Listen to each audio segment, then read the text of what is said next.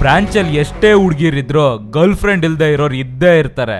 ಆದ್ರೆ ನಮ್ಮ ಹುಡುಗ ಫಿಕ್ಸ್ ಆದ್ರೆ ಯಾವುದೇ ಬ್ರಾಂಚ್ ಹುಡುಗಿ ಆದ್ರೂ ಪಟಾಯಿಸೋದು ಗ್ಯಾರಂಟಿ. ಬ್ರಾಂಚ್ಗೆ ತಕ್ಕ ಹಾಗೆ ಡ್ರೆಸ್ ಚೇಂಜ್ ಮಾಡ್ತಾನೆ ಇರ್ತಾನೆ. ಇವನಿಗೆ ಪ್ರಿನ್ಸಿಪಲ್ ಸಿಟ್ಟಿನಲ್ಲಿ ಕರೆಯೋ ಹೆಸರು ಬದ್ಮಾಶ್. ಈ ಬಾರಿ ನಡೆಯೋ VTU ಎಕ್ಸಾಮ್ ಅಲ್ಲಿ ಔಟ್ ಆಫ್ ಸಿಲೆಬಸ್ ಕ್ವಶನ್ ಕೊಟ್ಟು ಯಾವ ಬ್ರಾಂಚ್ಗೆ ಗೂಟ ಹೊಡಿತಾರೆ ಅಂತ ಇಡೀ ರಾಜ್ಯವೇ ಕಾಯ್ತಾ ಇದೆ. ರಾಜಶೇಖರ್ ರೆಡಿ ಮಾಡ್ತಾ ಇದ್ದಾರೆ ಈ ಬಾರಿಯ ಕ್ವಶನ್ ಪೇಪರ್. ಆರಾಧ್ಯ ಟ್ಯುಟೋರಿಯಲ್ಸ್ ನೋಟ್ಸ್ ಇಟ್ಕೊಂಡು ಹುಡುಗರು ಹ್ಯಾಪಿ ಆಗಿದ್ದಾರೆ. 15, 35 ತೆಗಿಯೋ ಹುಡುಗರು ಡಿಸ್ಟಿಂಕ್ಷನ್ ಆಸೆ ಪಡ್ತಾ ಇದಾರ. ಕ್ವಶನ್ಸ್ ಅವನೇ ರೆಡಿ ಮಾಡಿರ್ಬೋದು, ಆದ್ರೆ ಪೇಪರ್ ಲೀಕ್ ಮಾಡಿದ್ರೆ ರಿವ್ಯಾಲ್ಯೂಯೇಷನ್ ಹಾಕೋರು ಒಬ್ರು ಇರಲ್ಲ.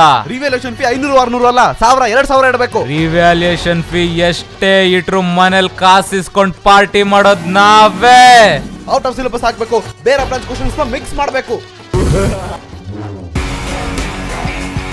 ನಾನು ವೈವಾದಲ್ಲಿ ಕೊಡೋ ಒಂದೊಂದು ಎಕ್ಸ್ಪ್ರೆಷನ್ಸ್ಗೂ ಆ ಎಕ್ಸ್ಟರ್ನಲ್ ನಾಕ್ಔಟ್. ಥಿಯರಿ ಎಕ್ಸಾಮ್ ಮುಗಿಸ್ಕೊಂಡು ಆಚೆ ಬರಲಿ, ಅವನೇ ಬಾರಲ್ಲೋ ಕುತ್ಕೊಂಡು ಆರ್ಡರ್ ಮಾಡ್ತಾನೆ ನಾಕ್ಔಟ್. ವೀಕ್ಷಕರೇ, ಈ ಬಾರಿಯ VTU ಎಕ್ಸಾಮ್ ನಲ್ಲಿ ಎಲ್ಲಾ ವಿದ್ಯಾರ್ಥಿಗಳ ರಿಸಲ್ಟ್ಸ್ ಮಕಡೆ ಮನಿಕೊಂಡಿದೆ. ಅಮ್ಮಿಕೊಂಡು ರಿವ್ಯಾಲ್ಯೂಯೇಷನ್ ಹಾಕೋಣ. ಮತ್ತೇನಾ? ನೀನು ರಿವ್ಯಾಲ್ಯೂಯೇಷನ್ಗೆ ಹಾಕಿರೋ ಕಾಸನ್ನ ಕೂಡಿಟ್ಟಿದ್ರೆ ಇಷ್ಟೊತ್ತಿಗೆ ಬಾಹುಬಲಿಗೆ ಪ್ರೊಡ್ಯೂಸರ್ ಆಗ್ಬೋದಿತ್ತು.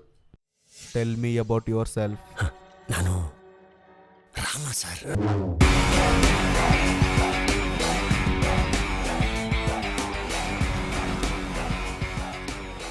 ಹಳೆ ಡೌಗಳಿಗೆಲ್ಲ ಮದುವೆ ಆಯ್ತು, ಇವನು ಇನ್ನೂ ಇಂಜಿನಿಯರಿಂಗ್ ಪಾಸ್ ಮಾಡಿಲ್ಲ.